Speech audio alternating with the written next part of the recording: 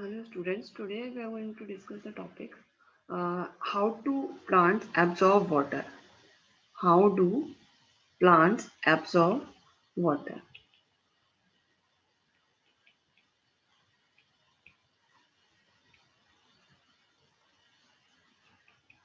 अभी हम लोगों ने प्रीवियस क्लास में जो डिस्कस किया वो पर्टिकुलर कि जैसे कि उसमें positive negative means positive geotropic condition कि किस तरीके से पानी जो है वो पुल और पुश हो रहा है, ठीक है। मींस हाइड्रोस्टेटिक प्रेशर जो उसमें लग रहा है बेसिकली।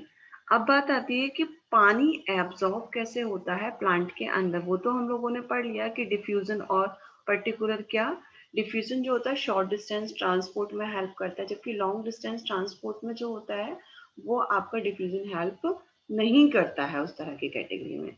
तो यहाँ पर जैसे कि फॉर एग्जांपल एक स्ट्रक्चर बना के दिखाती हूँ। सेल ये है आपका रूट्स वाला जोन, जहाँ पे आपको पता है these are the root hairs. और ये जो रूट हेयर्स होते हैं these are the structure of किसके, एपिडर्मिस के। एपिडर्मिस के स्ट्रक्चर होते हैं, एपिडर्मल के पार्ट होते हैं ये। और बेसिकली ये थिन वॉल्व्ड होते हैं। थिन वॉल्व क्यों होते हैं ये? एक्चुअली यदि ये थिक वॉल्ड हो जाएंगे तो सॉइल से जो मिनरल है वाटर का एब्जॉर्प्शन जो है वो इजीली नहीं हो पाएगा, इसीलिए यहाँ पे क्या है, ये थिन वॉल आपको देखने को मिलते हैं, ठीक है। साथ में इसके अलावा इसमें जो इसके रूट हेयर्स हैं वो, ये वाले जो रूट हेयर्स हैं वो यहाँ पे वाटर और मिनरल्स को क्या करने में, एब्जॉर्प्शन करने में हेल्प करते हैं। ओके। और ये कम से कम मिल एक दो तीन नहीं होते, millions millions of root hairs देखने को मिलते हैं आपको एपिडर्मिस पर। ओके। साथ में ये एक्सटेंशन ऑफ एपिडर्मल सेल्स कहा जाता है।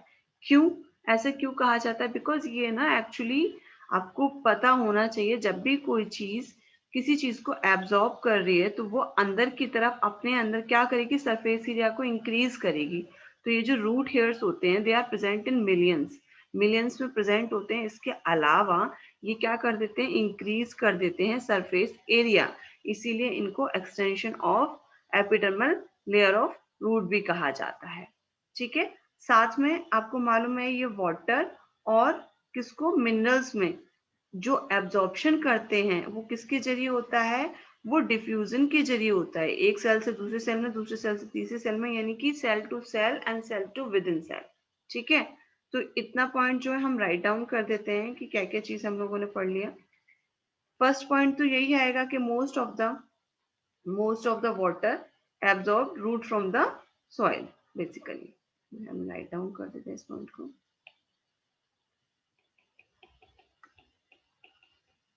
Most of water is absorbed by roots from soil, from soil। अब आता है नेक्स्ट पॉइंट। नेक्स्ट पॉइंट क्या, जो अभी जस्ट मैंने बताया आपको, the responsibility of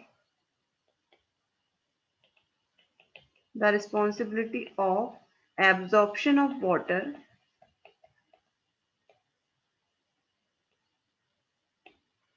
and minerals,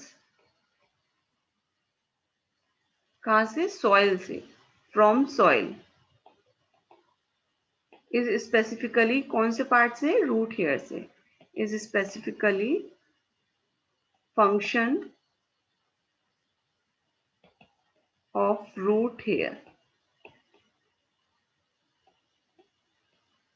एक ये पॉइंट इंपॉर्टेंट है आपका। Okay, specifically. अब बात आती है रूट हेयर्स की क्या क्या कैरेक्टरिस्टिक्स होते हैं, वो मैं यहाँ राइट डाउन कर देती हूँ। फर्स्ट जो बताया, थिन वॉल देखने को मिलते हैं, मिलियंस में प्रेजेंट होते हैं। तो ये सारे के सारे पॉइंट्स हम राइट डाउन करते हैं। There are present in million. और कहाँ पर, at tip of roots. Tip of roots कैसे, जैसे कि रूट का स्ट्रक्चर जो होता है ये होता है इस तरीके से। This is the root apex, this is the, ये कौन सा जोन हो गया आपका, एक होता है एलोंगेशन जोन, एक होता है मैच्योरेशन जोन, और एक होता है meristematic zone. This is the meristematic zone, this is the elongation zone, and this is a maturation zone. तो यू नो वेरी वेल ये वाला कौन सा जोन है, मैच्योरेशन जोन है, जहाँ पे रूट हेयर्स प्रेजेंट हैं। एलोंगेशन जोन में सेल एलोंगेट होती है, मैच्योरेशन जोन में सेल मैच्योर होती है, और मेरिस्टेमेटिक जोन में सेल डिवाइड करती है। तो यहाँ पे एनसीईआरटी ने लिखा हुआ है एट टिप ऑफ रूट्स। तो आप कहोगे मैम टिप ऑफ रूट तो ये भी है रूट एपेक्स, नहीं, इसका टिप ऑफ रूट जो होता है पूरा स्ट्रक्चर का स्ट्रक्चर टिप ऑफ रूट होता है, बस हाँ ये जो मैच्योरेशन जोन जो होता है वो टिप की तरफ जो रूट हेयर्स प्रेजेंट होते हैं उसको बेसिकली यहाँ पे बोला जा रहा है at tip of roots means zone of maturation.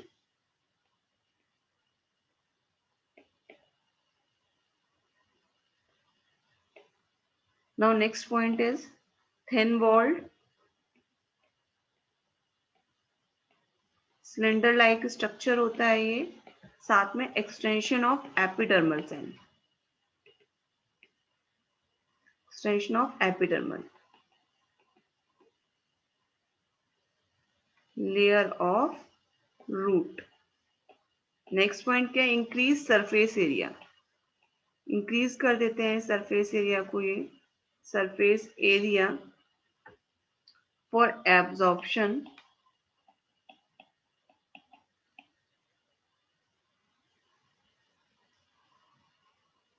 और एब्जॉर्प्शन किसका करते हैं, एब्जॉर्प्शन करते हैं आपका वाटर का एंड मिनरल का, absorption of water and minerals occur by occurs by root hair, और ये किसके जरिए बताया था, purely bye diffusion, bye diffusion, ये डिफ्यूजन से ही होगा आपका, बाय डिफ्यूजन। तो एक ही पॉइंट हो गया यहाँ पे। अब हम इसमें ये डिस्कस करते हैं कि किस तरीके से प्लांट जो है वो वाटर को एब्जॉर्ब कर रहा है। ये जैसे मैं यहाँ पे स्ट्रक्चर ड्रॉ आउट कर रही हूँ, these are the root hairs, जैसे कि ये रूट हेयर से मैं यहाँ पे 2-3 रूट हेयर्स बना देती हूँ जिससे कि आपको क्लियरिटी हो जाए। ये हो गया इसका एपिडर्मल स्ट्रक्चर वाला part, this is the epidermal structure. आपको पता है जस्ट एपिडर्मिस के नीचे प्रेजेंट होती है कॉर्टिकल सेल्स प्रेजेंट होती है, तो these are the cortical cells and they are loosely arranged and many intercellular spaces are present and they are made up of the parenchymatous। ये आप लोगों को ये वाली बात पता ही है कि ये पेरेंकाइमा की बनी हुई होती हैं कॉर्टिकल सेल्स, और बेसिकली किसका है ये लूजली अरेंज्ड है और इनमें इंटरसेलुलर स्पेसेस प्रेजेंट होते हैं, और कॉर्टिकल सेल्स के जस्ट नीचे प्रेजेंट होता है क्या, ये हम लोगों ने एनाटॉमी वाले चैप्टर में पढ़ा था और मैंने कहा था याद रखना, ये आपको हेल्प करेगा ट्रांसपोर्ट इन प्लांट में। ये है दिस इज एंडोडर्मिस लेयर, और you know very well endodermis layer जो होती है एक स्टार्च शीट होती है, साथ में टेंजेंशियल वॉल की थिकनिंग, सुबेरियन स्ट्रिप्स की थिकनिंग इसमें देखने को मिलती है। तो यहाँ पे मैंने ये बना दिया आपके एंडोडर्मिस, एंडोडर्मिस में मेरे को आपको सुबेरियन स्ट्रिप्स की थिकनिंग दिखानी है, मीन्स कैस्पेरियन स्ट्रिप्स जिसको बोला था मैंने यहाँ पे बना दिया ये कैस्पेरियन स्ट्रिप्स, यहाँ पे ये भी कैस्पेरियन स्ट्रिप्स, ये कैस्पेरियन स्ट्रिप्स, ये भी कैस्पेरियन स्ट्रिप्स की थिकनिंग, ये कैस्पेरियन स्ट्रिप, जहाँ पे कैस्पेरियन स्ट्रिप प्रेजेंट नहीं होती उसको हम क्या कहते हैं, पैसिव सेल। इसके जस्ट नीचे प्रेजेंट होती है आपकी pericycle, this is the pericycle, और इसमें आपके प्रेजेंट होते हैं इसके अंदर आपको मालूम ही है vascular bundle, these are the vascular bundle, इस तरीके से ये वस्कुलर बंडल। अब हम देखते हैं कि प्रोसीजर है क्या चीज, किस तरीके से यहाँ पे आपको मूवमेंट देखने को मिलता है वाटर का। नेम मेंशन कर देते, this is the root hair, epidermis, cortical cells, Casparian strip, जहाँ पे प्रेजेंट नहीं उसको हमने क्या कहा, पैसिव सेल, ये पेरीसाइकिल, इसको मैं मेंशन कर देती हूँ एंडोडर्मिस, ओके, तो इस तरीके से ये जो आपको दिखाई दे रही है क्या, एपिडर्मिस। ओके, इस एपिडर्मिस में निकले हुए हैं रूट हेयर्स। अब आपको पता है कि ये जो रूट हेयर्स निकले हुए हैं तो इनके पास सेल वॉल भी होगी, वैक्यूल भी होगी, पेरेन्काइमेटिस की सेल्स भी होंगी। सारे के सारे जो स्ट्रक्चर आप लोगों ने सेल में पढ़ा, उसमें सेल चैप्टर में पढ़ा है, वो सब चीजें हमें देखने को मिलेंगी। ठीक है, अभी मैंने बोला कि इसमें लूजली पैक्ड है आपके कॉर्टिकल सेल। तो आपको पता है कि जब लूजली पैक्ड है, सपोज दैट यहाँ पे ये है सॉइल, ये सॉइल है, ये सॉइल है, तो यहाँ से इस प्लांट को क्या एब्जॉर्ब करना है, यहाँ से प्लांट को वाटर और मिनरल्स एब्जॉर्ब करने हैं। तो सबसे पहले किसके पास जाएंगे, यू नो वेरी वेल, ये जाएगा इसके पास। यहाँ से क्या हुआ, यहाँ से आया वाटर, मिनरल, कुछ भी हो सकता है। तो इस कंडीशन में आपका वाटर किसके पास गया, रूट हेयर्स के पास गया। आपको मालूम है ये चीज तो कि प्रोटोप्लास्ट हम किसको कहते हैं, जिसमें सेल वॉल प्रेजेंट, जैसे कि प्रोटोप्लास्ट किसको कहा जाता है, सेल में से सेल वॉल को माइनस कर दो। ठीक है, अब यहाँ पे इसके अंदर, प्लांट के अंदर वाटर के जो होते हैं दो पाथवेज प्रेजेंट होते हैं, two pathways are present, two pathways are present. कौन कौन से हैं, फर्स्ट है आपका एपोप्लास्ट एंड सिम्प्लास्ट, चलो वैसे भी लिख सकते हैं, symplast pathway and apoplast pathway. What's the difference between symplast and apoplast? Actually SIM means होता है close two protoplast, close two protoplast, और एपो मीन्स होता है away from protoplast, away from protoplast. ठीक है, तो अब हम इस चीज को समझते हैं कि किस तरीके से देखने को मिलेगा। तो इसमें एक तरीका है, देखो दोनों में पाथवे समझाती हूँ कि कैसे कैसे होता है। कि पानी को यहाँ से, वाटर को यहाँ से एब्जॉर्ब किया रूट हेयर्स ने, रूट हेयर से ये सेल में जाएगा, आपको मालूम है सेल में गया ये, सेल से एक सेल, इस सपोज करो ये सेल नंबर 1 हो गई, इस सेल से इसमें जाएगा सेल नंबर 2 में, सेल नंबर 2 से सेल नंबर 3 में जाएगा, सेल नंबर 3 से सेल नंबर 4 में जाएगा। इस तरीके से यहाँ पे पैसिव सेल्स हो गई और ये यहाँ पे जाके इसको मिल जाएगा। ठीक है, लेकिन यहाँ पे ये जो एब्जॉर्प्शन देखने को मिल रहा है वाटर का, तो आपको मालूम है कि ये यहाँ पे क्या है, प्लाज्मा मेम्ब्रेन को क्रॉस करते हुए जा रहे होंगे। साथ में यहाँ पे सेल में वाटर किस तरीके से जाएगा, सेल नंबर 1 में, एक्चुअली यहाँ पे तो आपको पता है कि वाटर पोटेंशियल क्या है, यहाँ पे ज्यादा है, यहाँ पे वाटर पोटेंशियल। लेकिन सेल में क्या है, वाटर पोटेंशियल क्या है, यहाँ पे कम होना चाहिए, तभी तो आगे बढ़ेगा। और यहाँ पे सोल्यूट्स ज्यादा होने चाहिए, इस जगह पे सोल्यूट्स ज्यादा होंगे तभी तो यहाँ पे वाटर आएगा।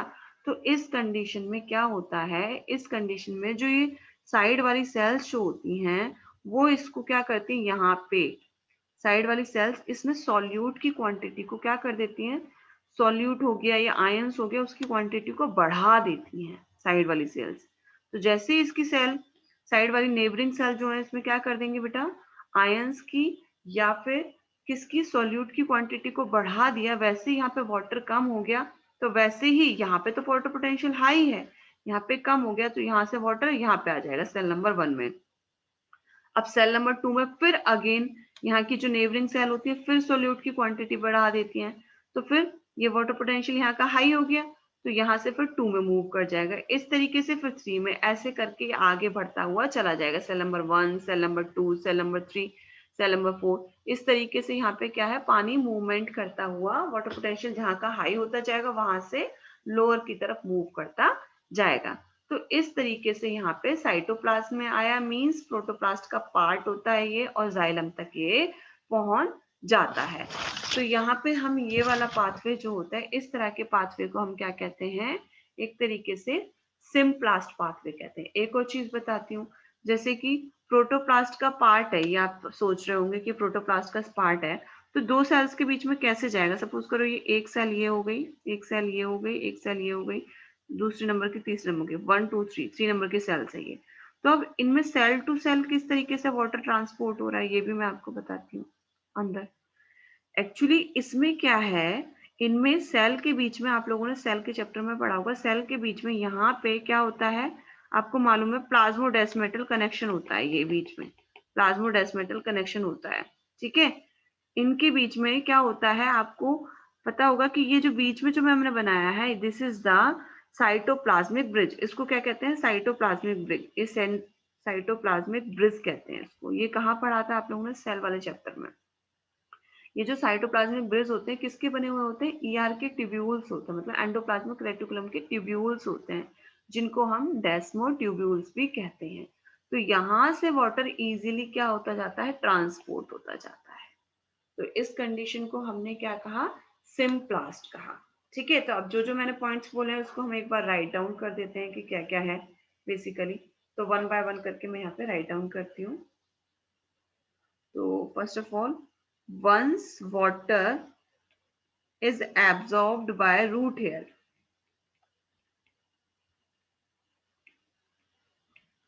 एक बार वाटर जो है एब्जॉर्ब हुआ रूट हेयर के द्वारा, तो फिर क्या होगा, it can go into deeper layer, to deeper layer. Deeper layer से आपको समझ में आई क्या होगा, मींस एपिडर्मिस, रूट हेयर से एपिडर्मिस, एपिडर्मिस से कॉर्टिकल, कॉर्टिकल से एंडोडर्मिस, एंडोडर्मिस से पेरिसाइकिल, पेरिसाइकिल से जाइलम के पास में। तो यहाँ पे into deeper layer of root by two pathways, two pathways. और टू पाथवेज कौन कौन से बताया जस्ट अभी, symplast pathway and apoplast pathway.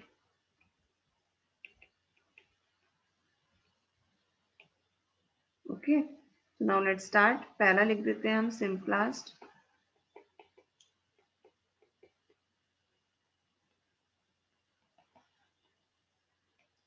इसमें क्या है, इसमें लिखेंगे इट इज अ सिस्टम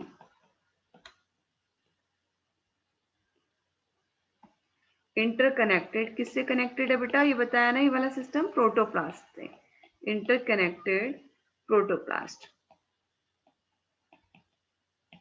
ठीक है।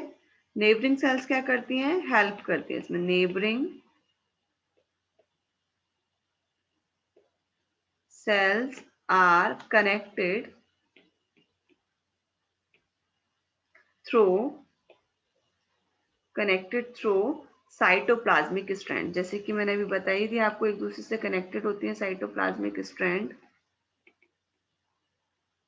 Bye plasmodesmata.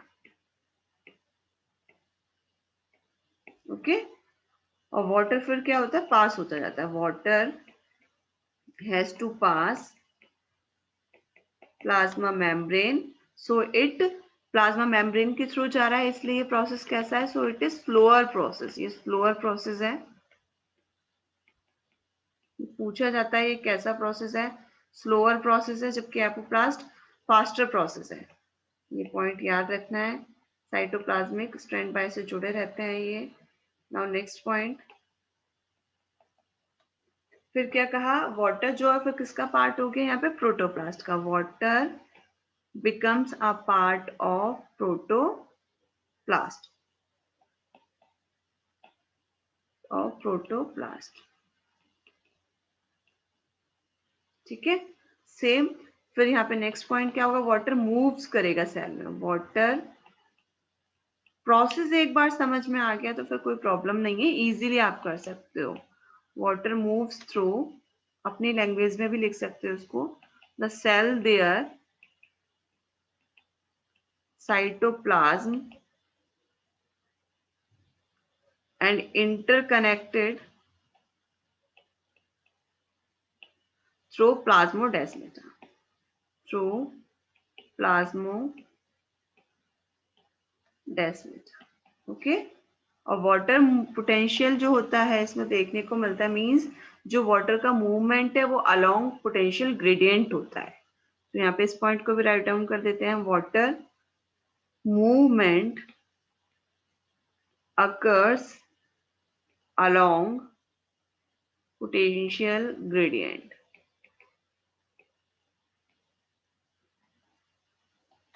ओके।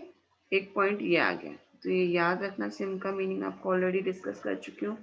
अब बात आता है, एक और पॉइंट है इसके अंदर कि ये जो होता है बेसिकली वाटर को जो एक तरीके से रिस्पॉन्सिबल है, कितने परसेंट वाटर को ट्रांसपोर्ट करने में हेल्प कर पाता है। तो एनसीईआरटी ने लाइन लिखा हुआ है कि ये केवल अबाउट 4% ऑफ वाटर को ही ट्रांसपोर्ट कर पाता है, और बाकी का वाटर ट्रांसपोर्ट जो बल्क में होता है वो कौन कर पाता है, वो करता है एपोप्लास्ट। तो यहाँ पे इस चीज को हम लिख देते हैं, it is responsible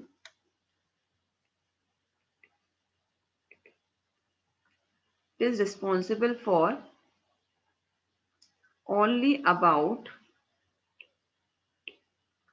4% of water of transport। ये बहुत इंपॉर्टेंट क्वेश्चन है, पूछते हैं ये, इसको हाईलाइट कर देती हूँ मैं।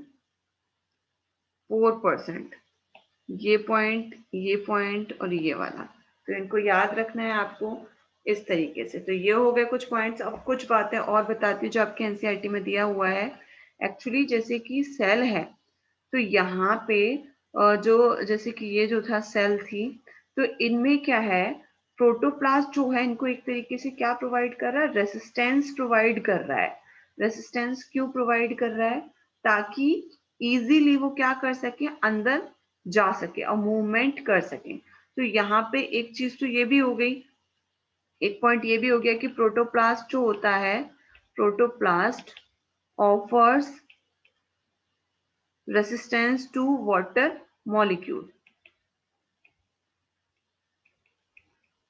मूवमेंट के लिए मूवमेंट। ठीक है, एक पॉइंट तो ये।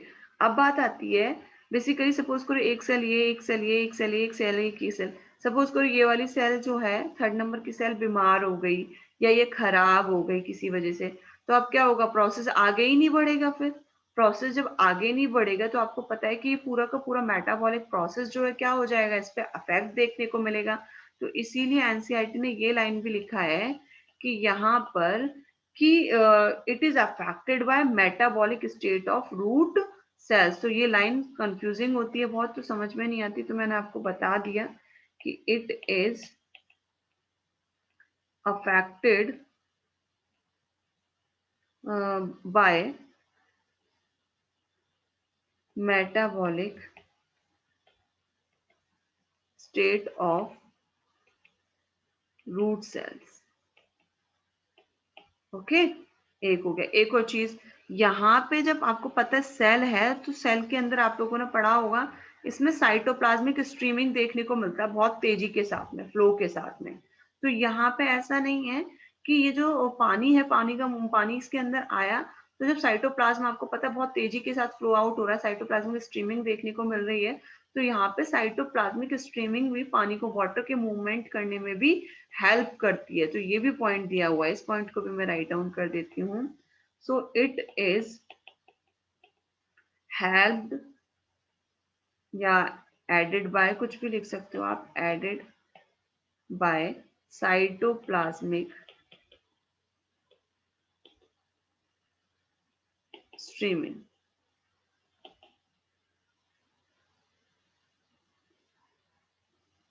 इसका बहुत ही अच्छा एग्जाम्पल दिया है एनसीईआरटी के अंदर। एग्जाम्पल है hydrilla leaf, in cell of hydrilla leaf. अब क्या है इसका मीनिंग, बेटा जो हाइड्रोला की जो लीफ होती है, ऐसे करके बहुत ट्रांसपेरेंट होती है, ये ट्रांसपेरेंट होती है, और इसके अंदर जो क्लोरोप्लास्ट होते हैं वो इजीली क्या होते हैं बेटा, वो इजीली फ्लोट करते हुए इसमें हमें देखने को मिलते हैं लीफ के अंदर। मतलब आप जब हाइड्रोला की लीफ देखोगे ना, ये एक एक्वेटिक प्लांट होता है बेसिकली, तो इसकी जब लीफ देखते हैं तो हम देखते हैं कि इसमें क्या है, जो क्लोरोप्लास्ट का स्ट्रक्चर होता है वो साइटोप्लाज्म में तैरता रहता है, मींस मूवमेंट करता रहता है। तो वो किसकी वजह से हो रहा है, वो साइटोप्लाज्म स्ट्रीमिंग की वजह से हो रहा है। तो it's very very important question, ये पूछा जाता है, तो मैं यहाँ राइट डाउन कर देती हूँ, क्लोरोप्लास्ट मूविंग। आपसे कोई भी पूछता है कि साइटोप्लाज्मिक स्ट्रीमिंग का कौन सा एग्जाम्पल है, तो आपको याद रखना है हाइड्रोला लीफ। और हाइड्रोला लीफ के अंदर ऐसा कौन सा स्ट्रक्चर है जो आपको मूवमेंट करता हुआ देखने को मिलता है, वो होता है हमारा क्लोरोप्लास्ट। तो ये याद रखने वाला पॉइंट है। अब मैं यहाँ पे एक स्ट्रक्चर बना देती हूँ जैसे कि आपके एनसीईआरटी में दिया हुआ है। जैसे सपोज दैट ये हो गया आपका, यहाँ पे मैंने बना दिया ये एपिडर्मिस वाला पार्ट,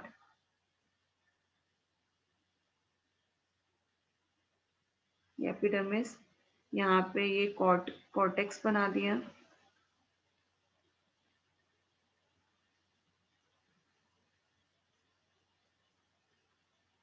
ये कॉर्टेक्स हो गया।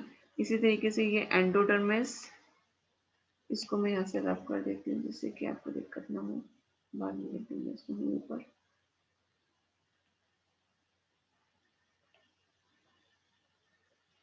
यहाँ पे ये एंडोडर्मिस हो जाएगा फिर, ठीक है। ये आपका पेरिसाइकिल,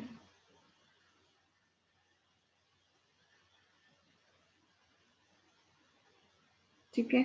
और यहाँ पे ये जाइलम वाला पार्ट हो गया,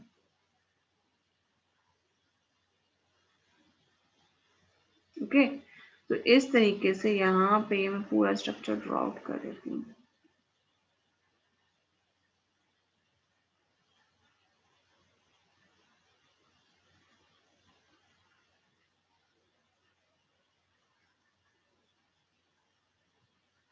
ओके, जो दिया हुआ है आपके एनसीईआरटी में मैं उसी को बना रही हूँ बिल्कुल ऐसा, जैसे कि आपको कंफ्यूजन ना हो। यहाँ पे ये एपिडर्मिल है, सेल्स है, तो मैं इस तरीके से एक मिनट को बीच बीच में हटा देती हूँ इसको जगह जगह से, जिससे कि कोई कंफ्यूजन ना रहे,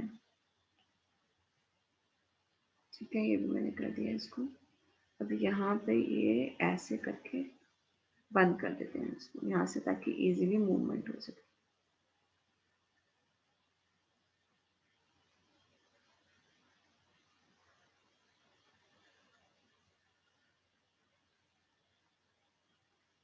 ये मैंने यहाँ पे ड्रॉ आउट कर दिया। यहाँ पे एंडोडर्मिस में यहाँ पे मैंने बना दिया कैस्पेरियन स्ट्रिप,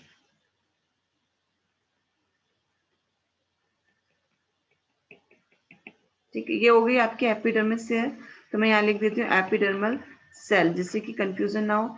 ये हो गई आपकी कॉर्टेक्स सेल, ये हो गया एंडोडर्मिस, ये पेरिसाइकिल, ये आपके जाइलम, ठीक है। और ये कैस्पेरियन स्ट्रिप जो बनी हुई है आपकी, यहाँ पे मैं लिख देती हूँ क्लोरोप्लास्ट मूविंग,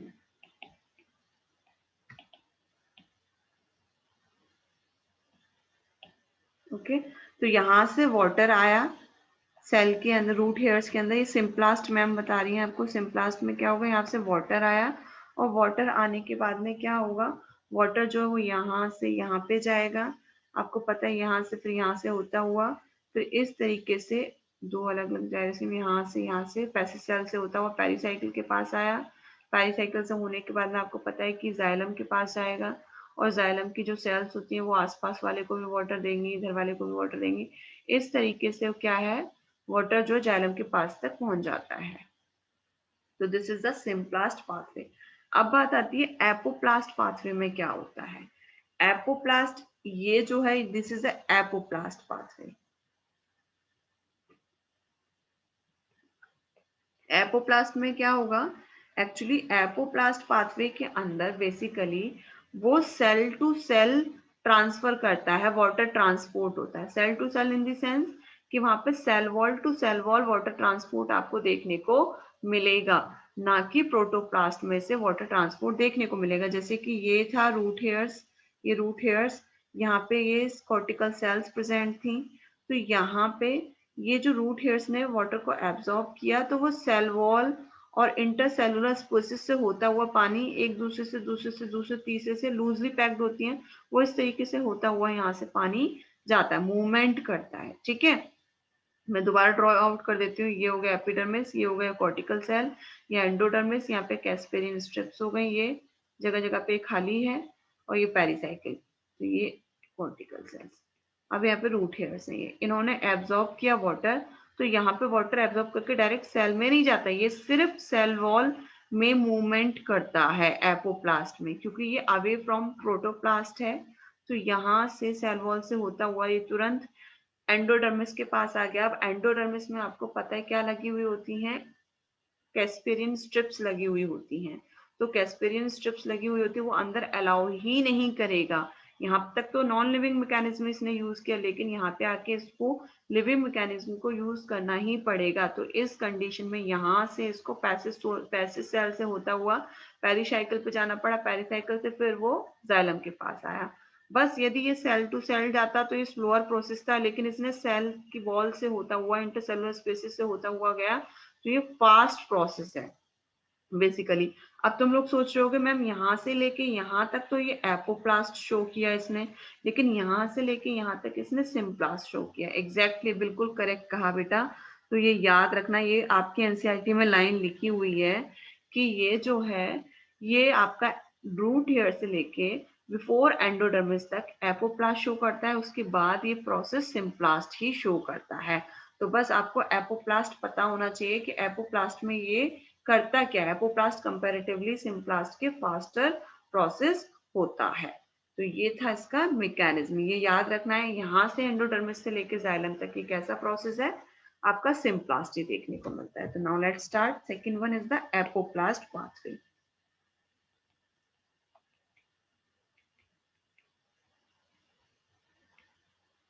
एपोप्लास्ट पाथवे, इसमें भी सारे हम राइट डाउन कर देते हैं। क्लियर हो गया ना? इसमें प्लाज्मा मेम्ब्रेन को इसमें क्रॉस नहीं किया है इसने, ये सेल वॉल में होके गया है और सेल के अंदर घुसा ही नहीं, ये साइड साइड से इंटरसेल स्पेसिस से ही अंदर चला गया।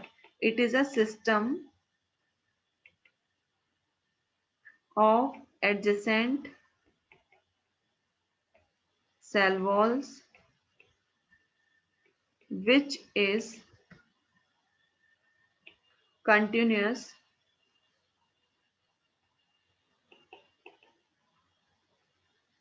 through the plant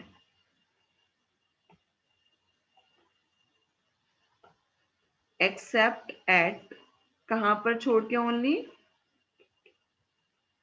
एंडोडर्मिस वाले पार्ट को छोड़ के। तो इसको लिख सकते हैं एक्सेप्ट एट एंडोडर्मिस, या कैस्पेरियन स्ट्रिप्स लिखते हो पहले, Casparian strips in endodermis of fruits. यहां से तो उसको सिम्प्लास्ट ही बनना पड़ा ना फिर, इसीलिए ऑफ फ्रूट्स। तो ये क्वेश्चन पूछा जाता है, इट्स वेरी इंपॉर्टेंट क्वेश्चन। ठीक है, तो यहाँ पे इसने क्या किया, सेल प्लाज्मा मेम्ब्रेन को यूज ही नहीं किया बेसिकली। नाउ सेकंड पॉइंट क्या राइट डाउन कर सकते हैं इसमें हम, इट डज नॉट इन्वॉल्व, सारे वही पॉइंट है जो मैंने बोले हैं। It does not involve crossing of plasma membrane, of plasma membrane. Water moves करेगा आपका इंटरसेलुलर स्पेसिस से, water moves exclusively through intercellular spaces and wall of cells। ये पॉइंट याद रखने वाला है, intercellular spaces and wall of cells. Okay,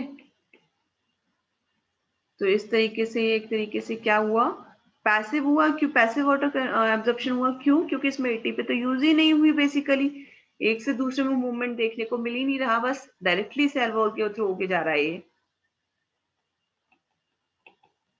so it is not affected by metabolic, जैसे उसमें मेटाबॉलिक प्रोसीजर को अफेक्ट कर रहा था, इसमें नहीं होगा। स्टेट ऑफ रूट सेल, तो एक तरीके से क्या है, passive, not affected. Next point क्या आएगा, it does not provide resistance, जबकि उसमें क्या था, वो रेसिस्टेंस प्रोवाइड कर रहा था।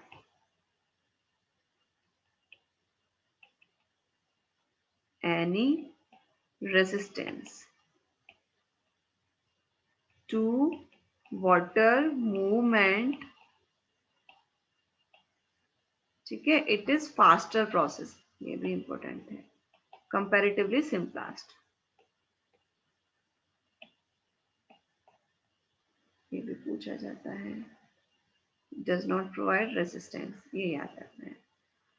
एक और पॉइंट लिखते हैं अब हम यहाँ पे जो आपको वाटर जो है मोस्टली किसके अलोंग देखने को मिल रहा है, पोटेंशियल ग्रेडियंट की। तो ये पॉइंट अलोंग पोटेंशियल ग्रेडियंट,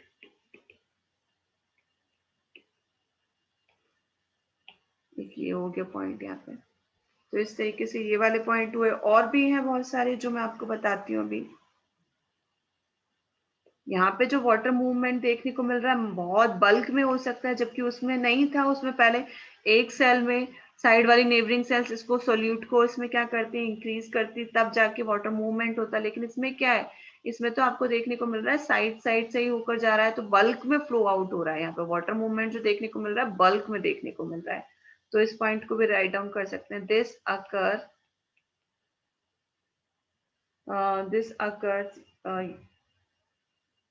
हाँ यही लिख सकते हैं, this occurs through mass flow,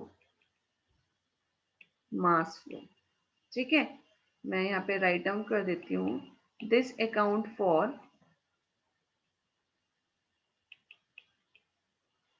water through apoplast pathway. This accounts for, एक मिनट चाहे गड़बड़ हो जाएगा, वरना मैं पहला पॉइंट यदि ये राइट डाउन कर दिया तो इसको one by one step by step ही लिखते हैं। This account for major flow, major flow, major flow, या फिर आप बोल सकते हो movement of water, movement of water. ठीक है, main most of water, mainly mainly most of water जो होता है वो किसके थ्रू देखने को मिलता है, एपोप्लास्ट पाथवे के थ्रू ही देखने को मिलता है। H2O occurs through apoplast pathway. क्यों, ऐसा क्यों है बेटा, क्योंकि ये बहुत तेजी के साथ बल्क में चीजों को फ्लो आउट कर रहा है, जबकि वो प्रोसीजर कैसा था, स्लोअर प्रोसीजर था। इसीलिए एपोप्लास्ट पाथवे में जो कॉर्टिकल सेल्स है वो लूजली अरेंज्ड है, तो वहां पे जो इंटरसेलुलर स्पेसिस है, तो वो वहां से तुरंत फास्टर प्रोसेस के थ्रू वो क्या कर देता है, मूवमेंट दिखाता है। Apoplast pathway because cortical cells are loosely arranged with intercellular spaces.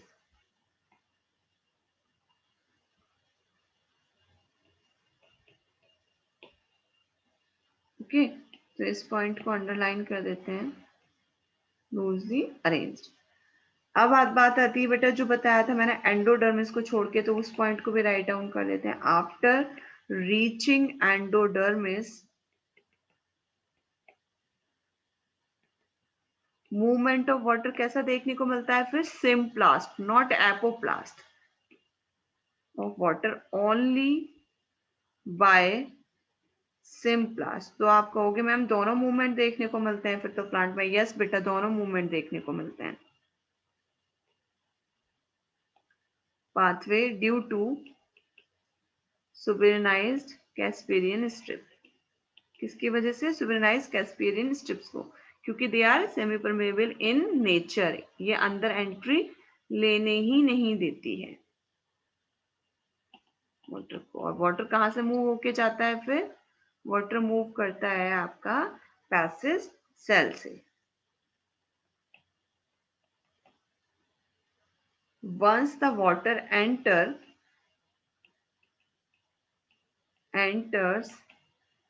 Xylem vessel, xylem में जैसे ही चला गया जाइलम वेसल्स में, वैसे ही क्या हो जाते हैं, वाटर मॉलिक्यूल्स फ्री हो जाते हैं। इट इज फ्री, किसके लिए, मूवमेंट के लिए। और वो फिर क्या कर सकता है, वो सेल से दूसरे सेल में क्या कर सकता है, एक से दूसरे में, दूसरे से दूसरे में दे सकता है वाटर को easily, to move either in between cell और थ्रू सेल्स। ठीक है, इस तरीके से। अब बताती हूँ, जो यंग प्लांट होते हैं, यंग रूट्स जो होती हैं, वाटर उनमें डायरेक्टली एंटर कर जाता है, किसमें, जाइलम वेसल्स में। एक पॉइंट ये भी इंपॉर्टेंट है, in young roots water enter directly into xylem vessels. ठीक है। अब बात आती है, मैंने कुछ देर पहले बोला था कि वो तो लिविंग पाथवे था क्योंकि वहां पे प्रोटोप्लास्ट का यूज हो रहा था, बेसिकली प्लाज्मा मेम्ब्रेन का भी यूज हो रहा था। तो यहाँ पर प्रोटो वो प्लाज्मा मेम्ब्रेन यूज नहीं हो रही, तो दे आर नॉन लिविंग। और वो कैसा था बेटा? लिविंग था। They are non living components and are part of tracheids, means apoplastic pathway.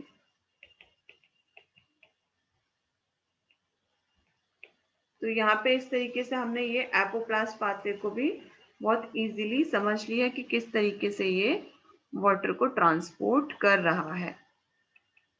ठीक है।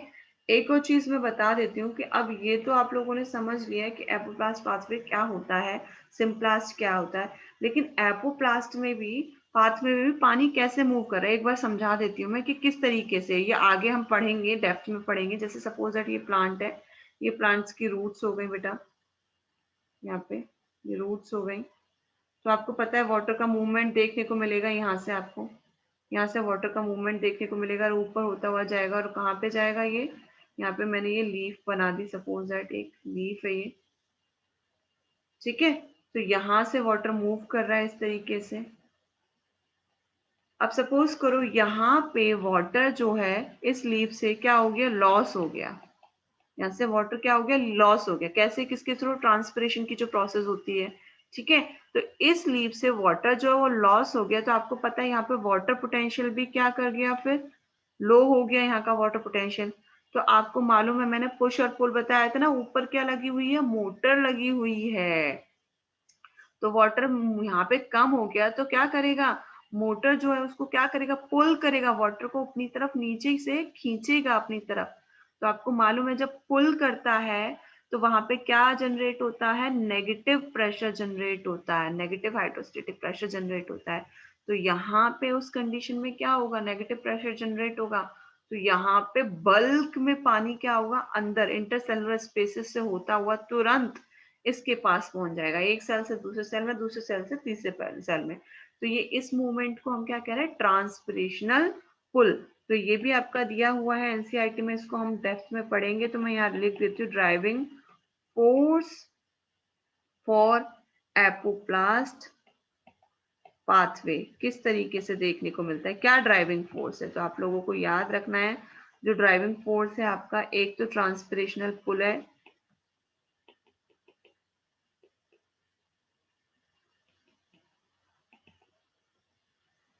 इसमें क्या लिख देते हैं, इसमें वही पॉइंट राइट डाउन कर देती हूँ मैं जो बोला, एज वाटर एवोपरेट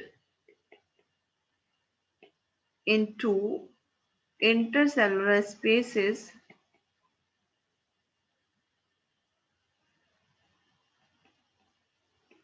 और एटमॉस्फेयर, क्या हो जाएगा? टेंशन क्रिएट हो जाएगा। ये टेंशन या नेगेटिव प्रेशर डेवलप, जैसे कि मैंने बताया अभी आपको पुल करने के टाइम पे, डेवलप, इसको अंडरलाइन कर देते हैं हम। तो इससे क्या होगा? लिफ्ट करेगा वाटर ऊपर की तरफ, which lifts whole water column in apoplastic pathway. तो ये आपको समझ में आ गया होगा, नहीं आए तो आप मुझसे पूछ लेना। प्लास्टिक पाथवे, तो ये हो गया एक ट्रांसपरेशनल पुल। सेम इसी तरीके से एक और होता है, सेकंड वन है, वो मेरी राइट डाउन कर देती हूँ मैं, adhesion cohesion of water molecules। Second one, adhesion cohesion of water molecules। क्या मीनिंग है इसका? इसमें क्या होता है बेटा, जो अधेशन का मीनिंग है, वाटर मॉलिक्यूल्स जो होते हैं, जो जाइलम की जो वेसल्स होती हैं, जाइलम की जो वेसल्स हैं, उनमें क्या होता है देखने को मिलेगा, जो इनकी वॉल्स होती हैं वो वाटर मॉलिक्यूल्स को क्या करती है बेटा? अट्रैक्ट करने में हेल्प करती हैं। जबकि जो ये सपोज करो ये वॉल्स हो गई, तो ये वाटर मॉलिक्यूल्स को अट्रैक्ट करने में हेल्प कर रही हैं। अब ये जो वाटर मॉलिक्यूल्स हैं, इनके आपस में बीच में जो अट्रैक्शन देखने को मिलता है उसको कोहेशन कहते हैं, और जो वेसल्स में देखने को मिलता है उसको adhesion कहते हैं। तो इस तरीके से वाटर इजीली ऊपर की तरफ मूव ऑन करता हुआ जाता है। और ये आपको पता है यूनिडायरेक्शनल ही आपको देखने को मिलता है, एक ही डायरेक्शन में आपको वाटर का मूवमेंट देखने को मिलता है। Attraction of water molecules with wall of xylem vessels, ये हो गया। जबकि कोहेशन का मीन क्या हुआ, अट्रैक्शन बिटवीन वाटर मॉलिक्यूल्स। तो यहाँ पे इस तरीके से हम लोगों ने क्या पढ़ लिया, कोहेशन, adhesion, ट्रांसपरेशनल पुल का छोटा सा part, and then apoplast and symplast pathway. अब नेक्स्ट क्लास में जो है इसके आगे वाला पार्ट हम डिस्कस करेंगे।